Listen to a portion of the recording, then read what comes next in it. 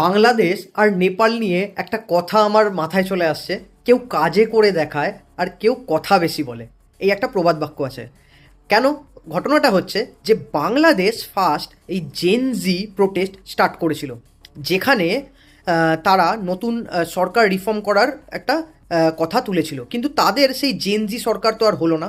কিন্তু তারপরে নেপাল বেসিক্যালি একটা জেনজি প্রোটেস্ট স্টার্ট করেছিল কিছু মাস আগে, আমরা হয়তো সবাই জানি। সেখানে কি হয়েছিল, ঘটনা হয়েছিল যে অনেক ছাত্রকে তাদের যে প্রিভিয়াস প্রাইম মিনিস্টার ছিল এপি ওলি শর্মা, সে মানে মিলিটারি লাগিয়ে তাদের অনেক ছাত্র মারা গেছিলো। কিন্তু তারপরে এই জেনজি প্রোটেস্ট হওয়ার পরে তাদের এই প্রথম একটা জেনজি সরকার বা ইয়াং একটা সরকার গঠন হলো। সেই সরকারটা যাদের তাদের মানে ক্যাবিনেটের যে যে মিনিস্টারগুলো আছে, তাদের অকুপেশন শুনলে আপনারা অবাক হয়ে যাবেন।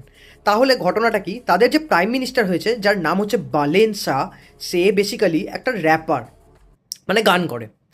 তো তাদের যে হোম মিনিস্টার হয়েছে, তার যদি অকুপেশন, সে হচ্ছে একজন ডিজে। আর সে বেসিক্যালি কী করতো, মানে যে ইভেন্ট অর্গানাইজ বা হোস্ট সেগুলোও করতো, প্লাস ডিজে হচ্ছে তার মেন অকুপেশন। তাদের যে ল এনফোর্সমেন্ট যে মিনিস্টার, সে একজন লয়ার।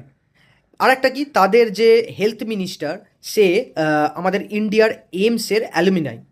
এই রকম তাদের রিফর্ম। আর তাদের মানে ক্যাবিনেটের এজটা কীরকম দেখুন, 29 বছর বয়স থেকে তাদের সব মিনিস্টারগুলোর বয়স স্টার্ট হচ্ছে, আর 40-র মধ্যে ক্যাপিং, মানে 40-এর মধ্যে সবাই বয়স। যেমন বালেন শাহ, তার বয়স লাইক 37। যে হোম মিনিস্টার তার বয়স 38। যে মানে ল এনফোর্সমেন্ট মিনিস্টার, সে তার বয়স লাইক 32 to 33। তাদের যে এগ্রিকালচার মিনিস্টার, তারও বয়স 35-এর মধ্যে।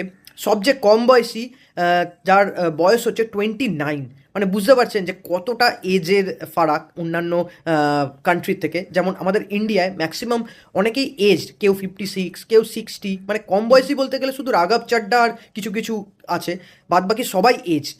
তো আপনাদের কি মতামত জানান যে এই রকম রিফর্ম হওয়া দরকার, যে মানে যারা এজড তারা এবার একটু স্টেপ ডাউন করে যারা কম বয়সী তাদেরকে সুযোগ দেওয়া উচিত?